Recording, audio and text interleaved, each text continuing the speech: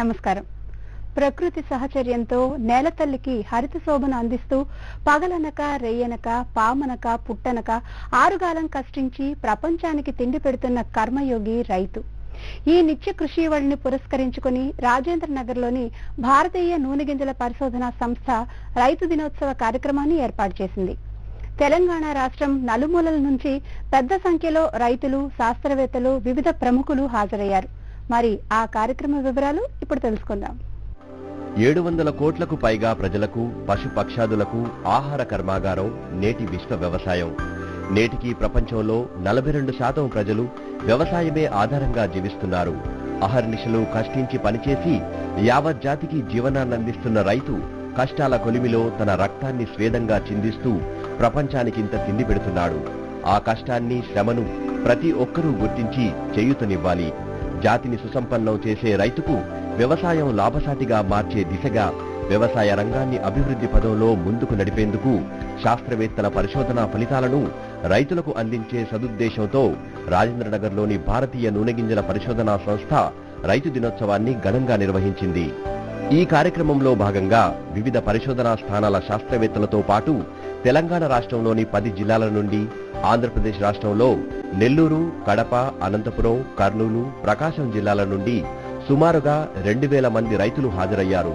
భారత నూనె గింజల పరిశోధనా సంస్థ ఆవరణలో ఉన్న ఆముదం, ప్రొద్దుతిరుగుడు, నువ్వులు, కుసుమ మొదలగు నూనె గింజల పంటలపై రైతులలో ఉన్న సందేహాలను క్షేత్రస్థాయిలో ప్రత్యక్షంగా రైతులకు సులభంగా అర్థమయ్యే రీతిలో వివిధ నూనె గింజల పంటలకు చెందిన శాస్త్రవేత్తలు సవివరంగా వారి సందేహాలను నివృత్తి చేశారు. రైతులకు వివిధ పంటలకు సంబంధించిన సాగు వివరాలు కరపత్రాల రూపంలో అందించారు.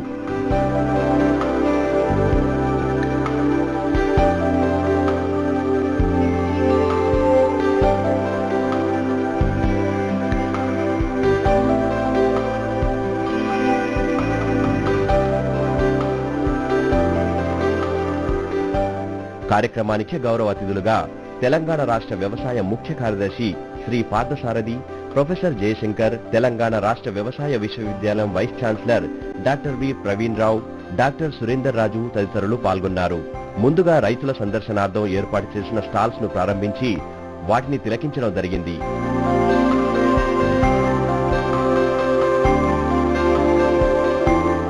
కార్యక్రమంలో భాగంగా భారతీయ నూనె గింజల పరిశోధనా సంస్థ డైరెక్టర్ డాక్టర్ కెఎస్ వరప్రసాద్ గారు మాట్లాడుతూ, రాజేంద్రనగర్లోని పరిశోధనా స్థానాలు, అందులో శాస్త్రవేత్తలు అందరూ అన్నదమ్ముల్లా కలిసి పనిచేస్తున్నామని, రైతు దినోత్సవం అనేది ఒక పండుగలా కాకుండా రైతులకు శాస్త్ర సాంకేతిక పరిజ్ఞానం అందించే ముఖ్య ఉద్దేశంతో ప్రతి 2 సంవత్సరాలకు ఒక్కసారి ఈ రైతు దినోత్సవాన్ని జరుపుకుంటున్నామని తెలిపారు.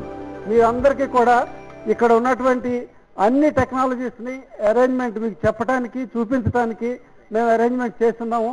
అదేవిధంగా ఇక్కడ ఉన్నటువంటి ఈ పుస్తకంలో అన్ని వెరైటీలు ఏమేమి ఉన్నాయి, ఆ టెక్నాలజీస్ ఏమేమి ఉన్నాయి, ఫీల్డ్లో ఉన్నట్టుకన్నిటికీ కూడా ఒక చిన్న కంబైన్ చేసి వీటిని మీకు తెలుగులో అందరికీ ఎక్కువ మందికి అర్థమయ్యే విధంగా తెలుగులో దాన్ని ప్రింట్ చేసి ఇచ్చాము. అలాగే విత్తనాలకు సంబంధించినంత వరకు ఆముదాల విత్తనాలు, కుసుమ విత్తనాలు మేము ఇక్కడ అవైలబుల్ చేయడం జరిగింది. మేమే కాకుండా మన Telangana agriculture university centre Palem నుంచి కూడా విత్తనాలు ఇక్కడ అవైలబిలిటీ చేయడం జరిగింది. సో ఎవరైతే వచ్చే ఖరీఫ్లో, వచ్చే రబీలో విత్తనాలు వేసుకోవాలనుకుంటున్నారో వాటి లభ్యత ఇక్కడ ఉన్నది. మీరు ఎగ్జిబిషన్ స్టాల్స్ లో వాటిని తీసుకోవడానికి అవకాశం ఉంది. ఖరీఫ్లో చాలా వరకు విస్తీర్ణం తగ్గటం మూలాన మీకు రబీలో బాగా పంటలు వేసుకోవడానికి ప్రత్యేకంగా ఆముదము, కుసుమ ఈ రెండుకి ఏర్పాట్లు చేయడం జరిగింది. నువ్వులు అయితే మేము జనవరిలో వేయమని ఇస్తున్నాము. నువ్వులు మేము మా పంటగా క్రితం సంవత్సరమే తీసుకోవడం జరిగింది.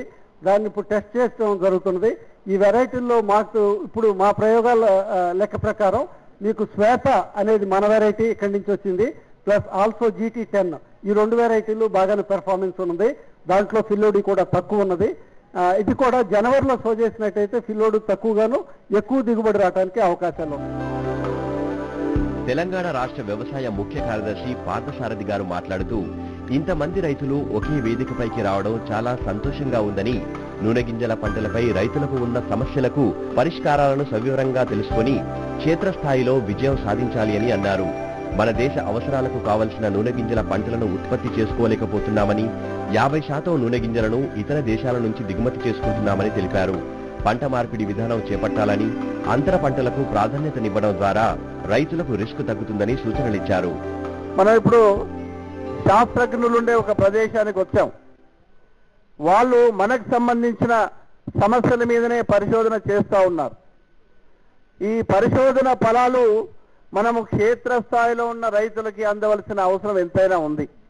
అందుకోసమే ఈరోజు ప్రత్యేకంగా ఈ రైతు దినోత్సవం అని ఈ క్షేత్రంలో మనం జరుపుకుంటా ఉన్నాం.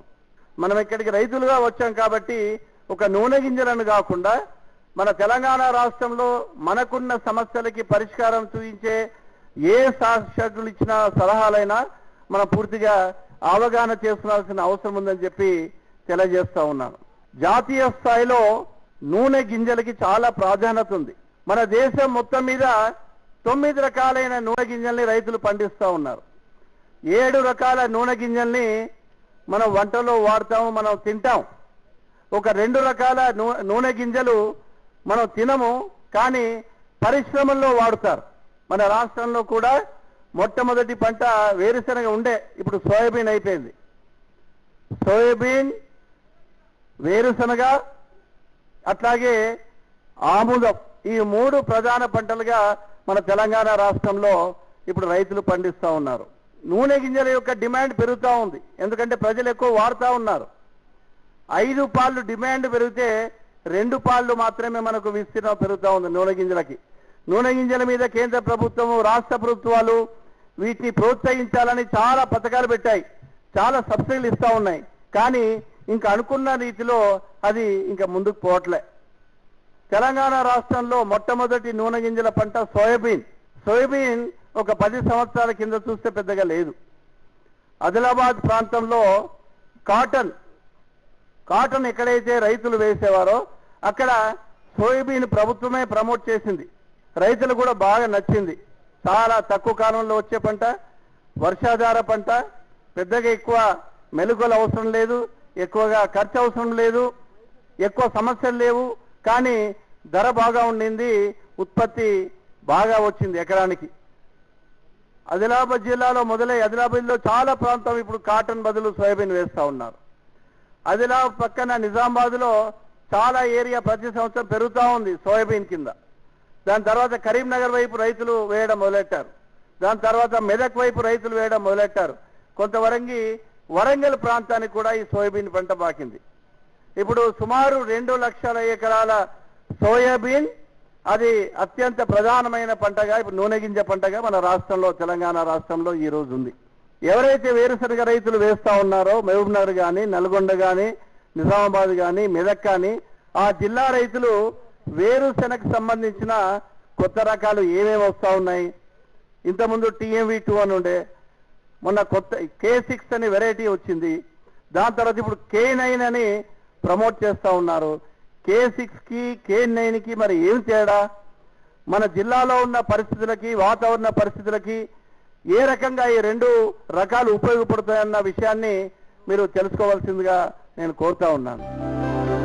శ్రీమతి ఉషారాణి గారు మాట్లాడుతూ, రైతులకు వ్యవసాయంలో నూతన పరిజ్ఞానంపై అవగాహన సరిగా లేకపోవడానికి కారణం శాస్త్రవేత్తలు, రైతులకు మధ్య అవగాహన లోపమని, ఇటువంటి కార్యక్రమాలు చేపట్టడం వల్ల రైతులు, శాస్త్రవేత్తల మధ్య సత్సంబాలు మెరుగుపడటం ద్వారా రైతులకు లాభం చేకూరుతుందని అన్నారు.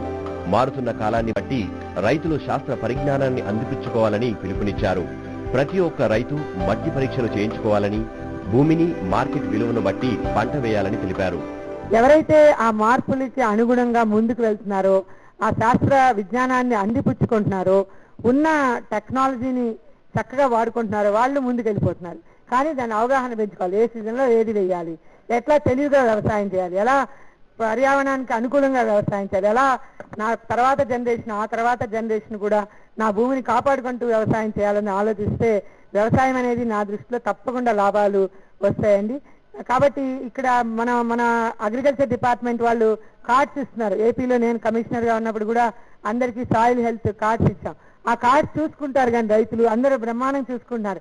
నైట్రోజన్ బ్రహ్మాండం ఉంది, నా భూమి ఎసిడిక్ గా ఉంది, నా భూమి సెలైన్ గా ఉంది అని చూసుకుంటున్నారు. కానీ దానికి కరెక్టివ్ స్టెప్స్ ఎవరు కూడా చేయట్లేదండి. కానీ తమిళనాడు రాష్ట్రంలో కార్డు ఇచ్చిన వెంటనే రైతులు భూమి కనుక ఎసిడిక్ గా ఉందంటే pH 5.5, 6 అట్లా ఉందంటే ఇమీడియట్ గా వాళ్ళు లైమ్ వేసుకొని ఆ భూమిని మళ్ళీ pH న్యూట్రల్ గా చేసుకుంటారనమాట.